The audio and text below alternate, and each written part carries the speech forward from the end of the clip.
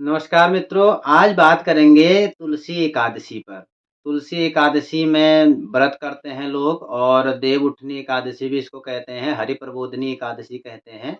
और इस एकादशी में किस प्रकार पूजन करना चाहिए, क्या मंत्र से भगवती तुलसी का पूजन करना चाहिए? लंबा नहीं बताएँगे, संक्षेप में आपको बताएँगे।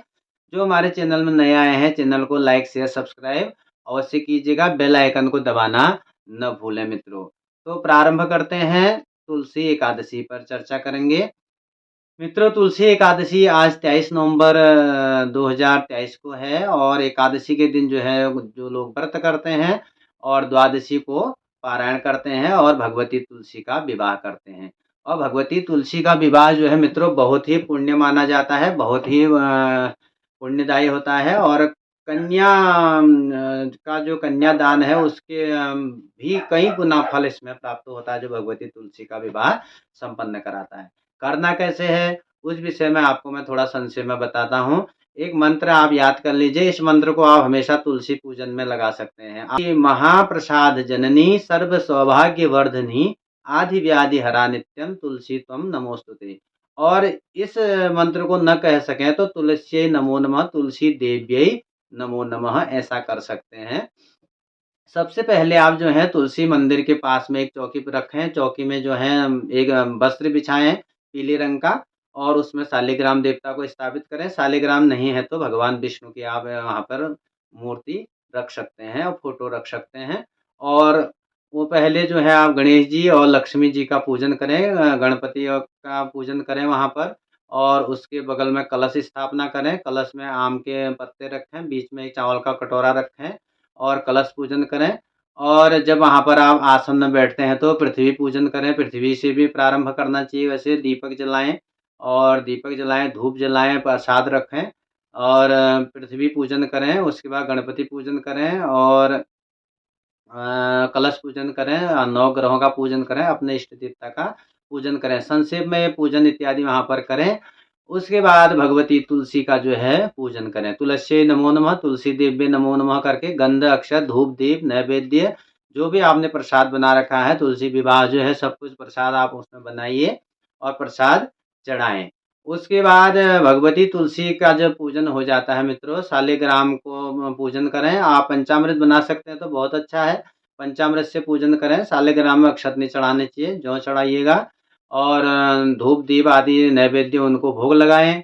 खीर आपके चावल के न बने, उसकी बनाएँ, मखाने की खीर बना लें या कोई अन्य पदार्थ उसकी खीर बना लीजिएगा और उसका आप भोग अवश्य लगाएँ। भोग लगाने के बाद जो है तुलसी और शालिग्राम दोनों की पूजा हो जाती है। उसके बाद इनके विवाह के संबंधित जो कार्य होते हैं वो कार्य प्रारंभ करने चाहिए। तुलसी भगवती को सब कुछ अर्पण करना चाहिए, श्रृंगार सामग्री, चूड़ी, चरेऊ, बिंदी और झुमका, बिच्छू जो भी होते हैं माताएँ सब लोग जानते हैं, जो माताएँ पहनती हैं, वो सब कुछ तुलसी को अर्पण करना चाहिए।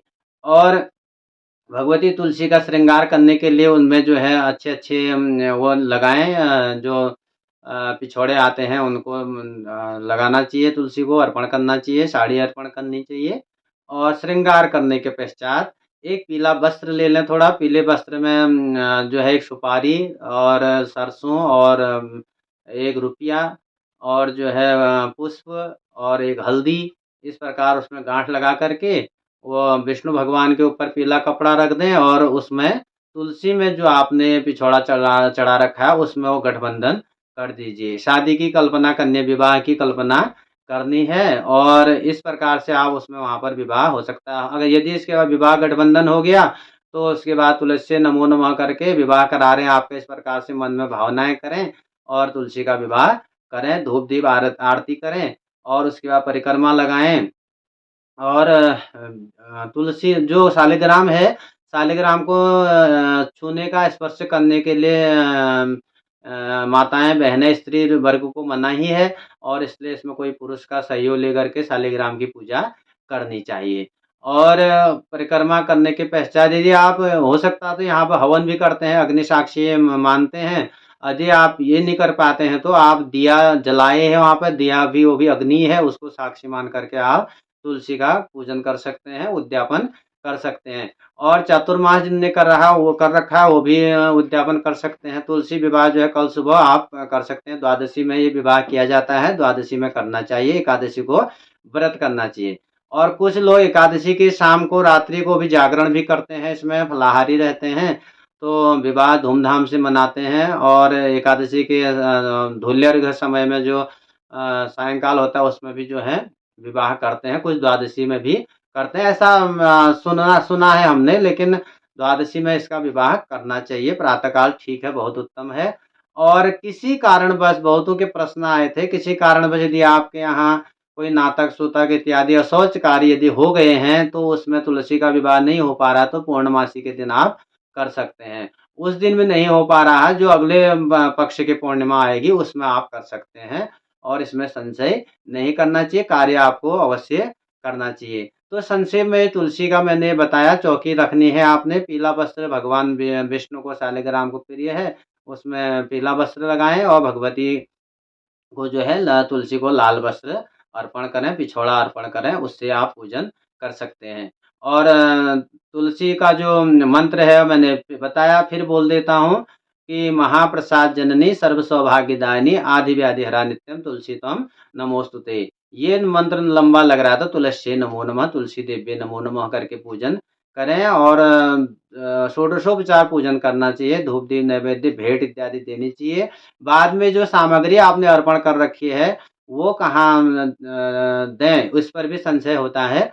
आप तुलसी को सिंदूर अर्पण करते हैं, सिंदूर जो बचा हुआ है, वो सिंदूर तो आप अपना यूज़ कर सकते हैं, चूड़ी यूज़ कर सकते हैं। बाकी कुछ मिला कर के अपने पंडित जी को दान कर दीजिए, साड़ी इत्यादि, दक्षिणा इत्यादि पंडित जी को दान कर दीजिए। भोग कुछ वहाँ रख दीजिए, कुछ भोग जो है आप प्रसाद रूप में ग्रहण कर सकते हैं। और गाय को देना ना भूलें और कौवे को देना ना भूलें, उनको भी देना चाहिए। इससे और पुण्य की प्राप्ति होती है। मैं हूँ बागेश्वर से डॉक्टर रमेश कांडपाल। हमारे चैनल को लाइक, शेयर, सब्सक्राइब अवश्य कीजिएगा। धन्यवाद। नमस्कार।